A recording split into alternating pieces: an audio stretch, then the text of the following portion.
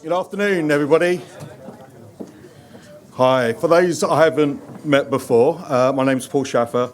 I'm from CIRIA. I've got a few minutes, so I'll be brief or speak really fast. I just really wanted to welcome you and thank you all for coming to today's launch for the SUDS manual and also BEST. It's been a busy couple of years for CIRIA, and particularly this year with the launch of BEST, the project to look at the evaluation of SUDS, and also the SUDS manual.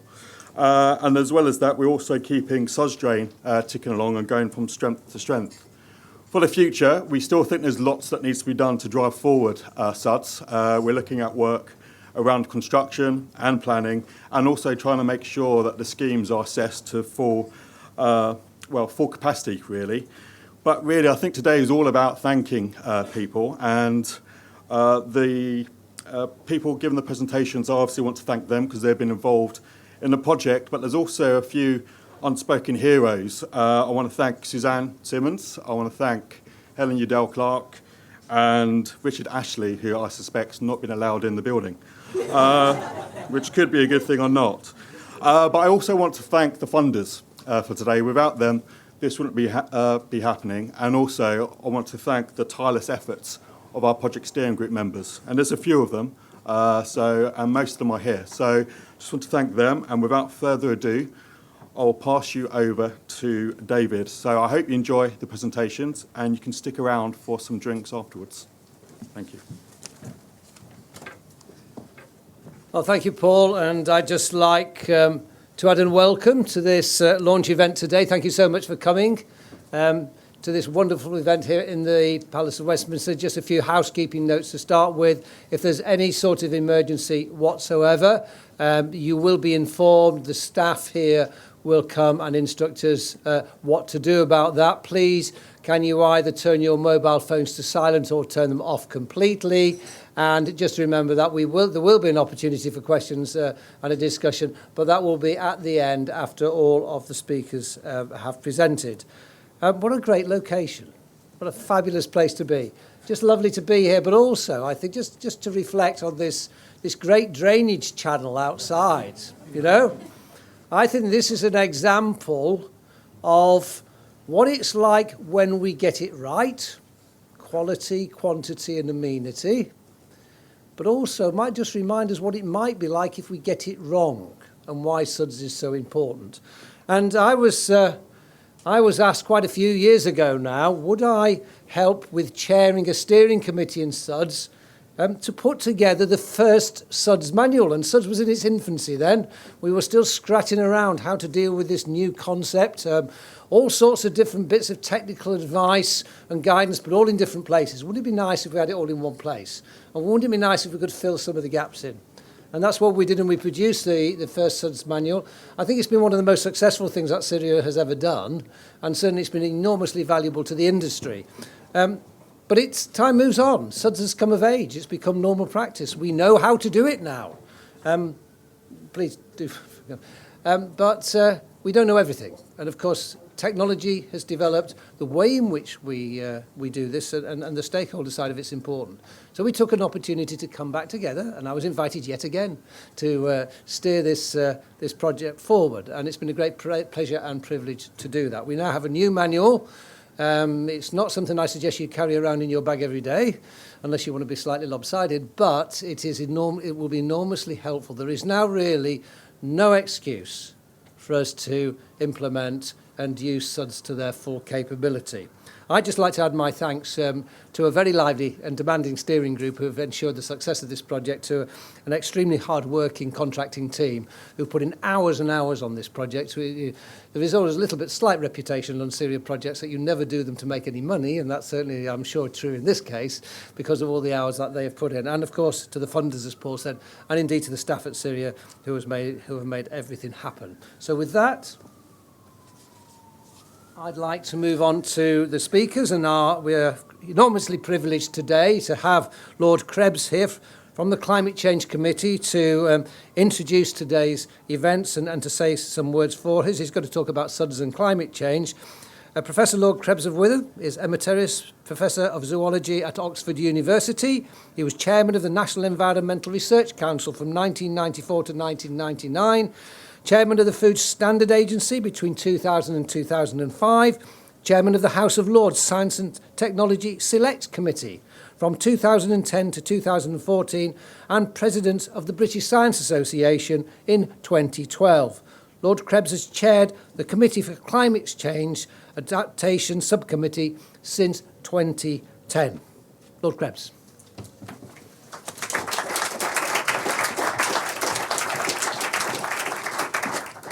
Thank you very much, David, and thank you for inviting me to this really important event. And what's really striking about the work that CIRIA has been doing is how well aligned it is with the thinking of the Climate Change Committee and the Adaptation Subcommittee, of which I'm the chairman. Just to remind you, the Climate Change Committee and its Adaptation Subcommittee were set up by the 2008 Climate Change Act, and our job is both to advise the government on how to reduce our greenhouse gas emissions and how to increase our resilience in the face of inevitable climate change, but secondly, to report to Parliament on progress that the government is making. So I'm going to talk a little bit about the progress report that we put to Parliament in July this year. And just as a preamble, when it comes to thinking about building resilience for the future, for a different climate, one has to think of cost-effective measures that follow really three principles. One is measures that are low regrets, that you'd want to do for a variety of reasons anyway, measures that are avoiding lock-in to unsustainable developments in the future, and measures that retain flexibility. And one of those measures that fits really with low regret and flexibility and avoiding lock-in is SUDS. So that figures quite strongly in our July report. Just in terms of background, and this is familiar, I'm sure, to all of you, if we take the July 2007 floods as a benchmark, a very major flood event, 55,000 properties flooded, many of them from drains and sewers that were overwhelmed. We know that the traditional piped sewers can't cope with heavy rain events like that even today, and that half the sewerage network is at or beyond capacity. The other day, my committee had a meeting with Brendan McCafferty, the Chief Executive of Flood Re, and he told us that 70 to 80% of the claims in the 2013-14 floods were from properties that are not in recognised flood risk areas, and many of those were subject to surface water flooding. Turning to climate change, we know from the climate change risk assessments that the government commissioned in 2012, and the Adaptation Subcommittee is about to produce a revised risk assessment, but we know from that flood risk, riverine, coastal and pluvial surface water flooding are the biggest risks to the United Kingdom that will arise from climate change. Events that are currently rare will become commoner, and events that are severe will become very severe in the future from the climate change projections that the Met Office Hadley Centre has produced. So we can expect surface water flooding, particularly in urban areas, to become more of a problem in the future. And our report to Parliament highlighted the importance of SUDS as part of the way of increasing the resilience of our towns and cities. Hence, we very much welcome your two new publications that are being launched today. And you also highlight, as we did in our report, that SUDS bring multiple benefits. You talk about the four pillars of the quality of water, the quantity of water, the amenity value, and the impact or provision for biodiversity. We particularly drew within that framework our attention to the fact that not only do we expect there to be more severe rainfall events in the future and more frequent ones, we expect there to be long hot periods in the summer, and the urban heat island is a very important factor in heat stress for our population. And of course, SUDS, in developed in the right way, can help to contribute to a green space in urban areas and reduce the urban heat island. Just looking at what's happening in terms of the surface of our towns and cities, we know from figures that we commissioned analyses that between 2001 and 2011, The number of front gardens paved over rose from 28% to 48% of the area, and only 4% of residential paving sales were permeable. So there's a lot going on to make our surfaces in our towns and cities less permeable, less absorbent, and less resilient. Furthermore, the provisions that Pitt recommended after the July 2007 floods and that were agreed by Parliament have been weakened since then. They haven't really been adopted in the way that Sir Michael Pitt intended. And some of the barriers to adopting the Pitt recommendations on SUDS are that developers still have the right to connect to the existing sewerage system. It's not clear who pays for, who owns and maintains SUDS.